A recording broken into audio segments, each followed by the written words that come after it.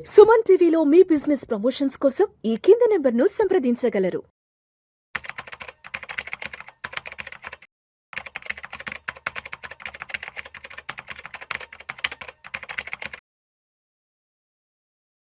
నమస్తే మాధురెడ్డి గారు. నమస్తే అండి. మాధవిరెడ్డి గారు నిన్న కాల్ చేసినప్పుడు హ్మ్.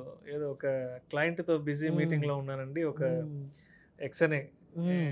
ఎక్స్ఎన్ఏ క్లయింట్ ఒక ఆయన పెద్దాయన వచ్చారు. ఒకాయన. ఒక పెద్ద అవును. ఆయన వచ్చారు. ఒక అవును. 65-70 దాకా ఏజ్ అవును. ఉంది విష్ణు. అవును. ఏదో ల్యాండ్‌కి సంబంధించిన అంటే ల్యాండ్ హ్మ్. సేల్ చేయాలా? లేదంటే అలానే ఉంచిపెట్టాలా? సేల్ చేశాక దాని మీద వచ్చిన డబ్బులు తీసుకెళ్ళి ఎక్కడైనా హ్మ్. ఇన్వెస్ట్ చేయాలా? అన్న దాని గురించి ఏదో ఒక డిస్కషన్ అవును. చేస్తున్నా అని చెప్పారు. సరే మళ్ళా మాట్లాడుతున్నారు కదా! హ్మ్. యెస్, అదేంటో ఒకసారి ఇప్పుడు ఇక్కడ మాట్లాడదాం. అవునండి. ఏ క్లయింట్ వచ్చారు? ఏంటి? యాహ్! వారికున్న ఎటువంటి ఆర్థిక ఇబ్బందుల గురించి మీతో డిస్కస్ హ్మ్. చేశారు.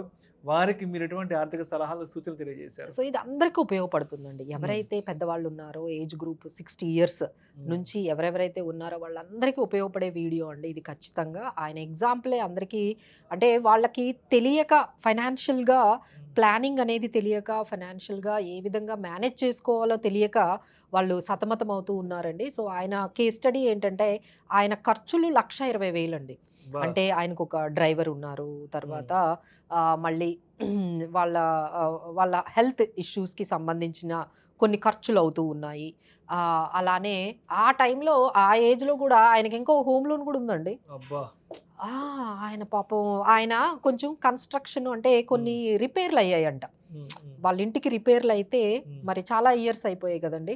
సో, వాళ్ళ పిల్లలు వాళ్ళు వస్తే కంఫర్టబుల్‌గా ఫీల్ అవ్వట్లేదు అని హ్మ్. హ్మ్. ఈయనేం జేశారు ఆ ఏజ్‌లో ఓ హ్మ్. 20,00,000 హోమ్ లోన్ తీసుకొని అవన్నీ ఆ కూడా రెనోవేషన్స్, ఆ రిపేర్లు. రెనోవేషన్స్ అవన్నీ జేశారు. అదో 30,000 ఈఎంఐ ఉందండి ఆయనకి. హ్మ్. సో, ఈ విధంగా పాపం ఆయన ఖర్చులన్నీ జూసుకుంటే హ్మ్. ఒక 1,20,000 వరకు ఉన్నాయి.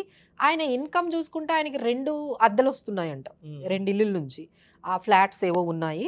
అది ఒక 30,000 అంటే ఒక 60,000 వరకు హ్మ్. రెంట్స్ ఒస్తున్నాయి. నాకు ఆశ్చర్యమేసింది. సార్ మీకు 1,20,000 ఎక్స్‌పెండిచర్ అయితే 60,000తో ఎట్లా గెట్ ఆన్ చేస్తున్నారు అని. హ్మ్. అంతే గదండీ! ఎవ్రీ ఇయర్ 60,000 మీరు ఎట్లా చేస్తున్నారంటే, ఏదో ఒక అప్పు చేస్తూ ఉంటానండి. మళ్ళీ డబ్బులు రాగానే ఏదో ఒకటి సార్ అసలు ఇది కాదు కదండీ మేనేజ్‌మెంట్ చేయడం. మీ ఏజ్ వాళ్ళు ఈ విధంగా ఎట్లా మేనేజ్ చేస్తారు సార్? ఇదంతా తప్పు. సో, మీరు ఏం చేస్తే బెటర్‌గా లేదు మేడం నాకు కొంచెం అర్థమవుతుంది. చాలా ఇబ్బందిగా ఉంది. ఒక చిన్న ల్యాండ్ సేల్‌కి హ్మ్. పెట్టాను. ఆ డబ్బులు మనకి కొంచెం వస్తూ ఉన్నాయి. మళ్ళీ వాటిలికి అప్పులన్నీ పోగా కొంచెం డబ్బులున్నాయి. ఎక్కడ ఇన్వెస్ట్ చేయాలి అనేది నేనైతే ఫస్ట్ వాళ్ళకి చెప్పిందేంటంటే సార్ మీకున్న ఈ ఏజ్ కన్‌స్ట్రెయింట్‌కి గాని ఇక్కడి నుంచి ఒక 20 ఇయర్స్ లైఫ్ ఉంటదండి. హ్మ్. ఇప్పుడు 65 ఉందంటే అక్కడి నుంచి ఒక 20 ఇయర్స్ అంటే 85 ఇయర్స్ వరకు ఈ రోజుల్లో లైఫ్ స్పాన్ ఉంటుంది. ఇంకా మీ మీద పడిన మీ వైఫ్ కూడా ఉన్నారు. హ్మ్. సో, ఆమెని హెల్త్‌ని చూసుకోవాలి. మీ హెల్త్ కూడా ఆయనకి షుగర్ ఇలాంటి చిన్న రెగ్యులర్ ప్రాబ్లమ్స్ అనేవున్నాయి. సో, మీకంటూ ఒక లిక్విడిటీ అనేది మెయింటైన్ చేసుకోవాలి. ఒక 1,00,00,000 అయితే మీరు మెయింటైన్ చేసుకోండి సార్. ఇప్పుడు హ్మ్. ఆయనకున్నవి ల్యాండ్స్ ఉన్నాయండి. ఆయనకి కొన్ని అగ్రికల్చర్ ల్యాండ్సో, లేకపోతే ఇలాంటి ప్లాట్సో ఔట్‌స్కట్స్‌లో ఉన్నాయి. హ్మ్. కొన్నాటి మీద అసలు ఇన్‌కమే రావట్లేదంట. కొన్నాటి మీద వచ్చిన 50,000 సంవత్సరానికొస్తున్నాయంట. హ్మ్.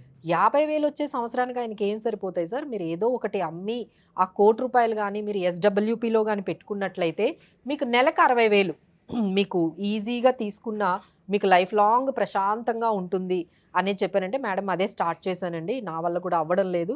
నేను ఆ చిన్న చిన్నవి ఏవైతే అప్పట్లో కొనేసి ఉంచుకుంటారు కదా సార్! హ్మ్. నేనన్నా సార్ మిగిలిపోయినవి ఏమైనా ఉంటే మీ పిల్లలకివ్వండి. హ్మ్. అసలు అవే మీరు ల్యాండ్‌లే ఇవ్వాలి మా పిల్లలకి లేకపోతే పొలాలే ఇవ్వాలని లేదు. మీరు ఎంతైతే ఈ 1,00,00,000 ఉందో దాని మీద ఇన్‌కమ్ అంతా మీరు వాడేసుకోండి. ఆ 1,00,00,000 ఏదైతే ఉందో అది మీ పిల్లలకిచ్చేయండి. అది కూడా హ్మ్. ఆస్తే కదండీ! ఆస్తి అంటే మనం కేవలం ల్యాండ్ రూపంలోనే ఇవ్వాలి అని మీరెందుకు అనుకుంటున్నారు? ఆస్తి అనేది ఆ రూ. 1,00,00,000 అమౌంట్ ఏదైతే ఉందో దాని మీద మీరు 1,20,000 నెలకి తీసుకున్న సంవత్సరానికి ఒక 2,50,000, 3,00,000 మీరు ఖర్చు పెట్టుకున్న మిగతాది ఏదైతే హ్మ్. కార్పస్ ఉంటుందో అదంతా మీ పిల్లలకివ్వండి అంటే అది కొంచెం ఆయనకి కన్విన్సింగ్‌గా అనిపిచ్చిందండి. తర్వాత ఆయన మెన్షన్ చేసిందేంటంటే, రీసెంట్‌గా ఆయనకు వాళ్ళ వైఫ్‌కి ఒక హెల్త్ పాలిసీ స్టార్ హెల్త్‌లోనే ఎందులోనో హ్మ్. చెప్పారు. ఒక హెల్త్ పాలిసీ ఉంది మేడం. నాకో 10,00,000 ఉంది. కానీ కట్టడం ఆపేసారంట ప్రీమియం. హ్మ్. ఎందుకు సార్ కట్టడం ఆపేసారంటే, గవర్నమెంట్‌ది ఏదో వచ్చాయి కదా మేడం ఆ హ్మ్. స్కీమ్‌లంటే సార్ ఈ గవర్నమెంట్ స్కీమ్స్ అనేది హ్మ్. మీకు ఓన్లీ యాడ్ ఆన్ అవుతుంది గానీ, హ్మ్. దాని మీదే మీరు ఆధారపడిపోకండి. ఎందుకంటే, మీకు అక్కడి నుంచి అక్కడికి తిప్పించడము, లేకపోతే ఆ పేపర్ వర్క్ గానీ, లేకపోతే అక్కడి నుంచి మీకు ఆ కార్పొరేట్స్‌లో ఉండవు. గవర్నమెంట్ హాస్పిటల్స్‌లో మీరు నిలబడలేరు. మీరు హ్మ్. అక్కడున్న ఆ ప్రొసీజర్‌ని మీరు హ్యాండిల్ చేయలేరు. మీకంటూ ఏదైతే పాలసీ ఉందో అది ఎట్టి పరిస్థితుల్లో ఆపకండి. మీరు ఆ హెల్త్ ఇన్సూరెన్స్ అనేది కడుతూ ఉండండి. అది మీకు చాలా ఉపయోగపడుతుంది. సో, మేడంది గానీ, మీది గానీ ఇద్దరివి 2 పాలిసీలు కూడా యాక్టివేట్ చేసుకోండి అని చెప్పానండి. సో, ఈ 2 సో, మీ అందరికీ చెప్పేదేంటంటే, ఆ ఏజ్ గ్రూప్‌లో ఉన్న వాళ్ళకి ఖచ్చితంగా హెల్త్ ఇన్సూరెన్స్ అనేది ఒకటి మెయింటైన్ చేసుకోండి. ఇప్పటికే వాళ్ళు హెల్తీగానే ఉన్నారండి. అంటే పెద్ద ప్రాబ్లమ్స్ ఏమీ లేదు. సో, మీకు ఖచ్చితంగా మార్కెట్‌లో 10,00,000కి, 20,00,000కి మీరు అఫోర్డబుల్‌గా ఉండే హెల్త్ ఇన్సూరెన్స్ ఉంటుంది. మొత్తం అంతా కూడా గవర్నమెంట్ మీద వాళ్ళిచ్చే హెల్త్ స్కీమ్స్ మీద అయితే మీరు ఆధారపడకండి. మీకంటూ ఒక హెల్త్ ఇన్సూరెన్స్ ఉండాలి. లిక్విడిటీ అనేది ఉండాలి. ఎమర్జెన్సీ ఫండ్ ఉండాలి. అసలు ఈ ఏజ్‌లో ఈఎంఐలు ఏంటండి అసలు?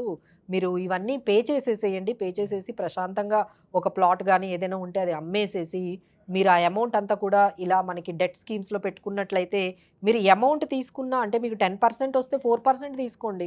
6%కి ఇంకా పెరుగుతది కదా కార్పస్. అది కావాలంటే మీ పిల్లలకి మీరు ట్రాన్స్‌ఫర్ చేసుకోండి అని చెప్పానండి. సో, ఆయన కూడా కొంచెం ఆ ప్రాబ్లమ్స్ అన్నిటిని ఇవి సెట్ చేసుకోవడానికే వచ్చారండి. ఫైనాన్షియల్ ప్లానింగ్ అనేది ప్రతి ఏజ్ గ్రూప్ వాళ్ళకి అవసరం అండి. సో, ఒక్కసారి ఎవరైనా ఎక్స్‌పర్ట్స్ దగ్గరికి వెళ్తే మీకు కొంచెం ఐడియాస్ వస్తాయి. ఎలా ఫైనాన్షియల్ ప్లానింగ్‌ని మనము మేనేజ్ చేసుకోవాలి, మనకున్న రెగ్యులర్ ఇన్‌కమ్స్‌ని ఎలా మేనేజ్ చేసుకోవాలి అనేది ఖచ్చితంగా ప్రతి ఒక్కరికి అవసరం అండి. అంటే irrespective of the age group. Yeah! Thank you so much Madhu Reddy thank you గారు. అండి.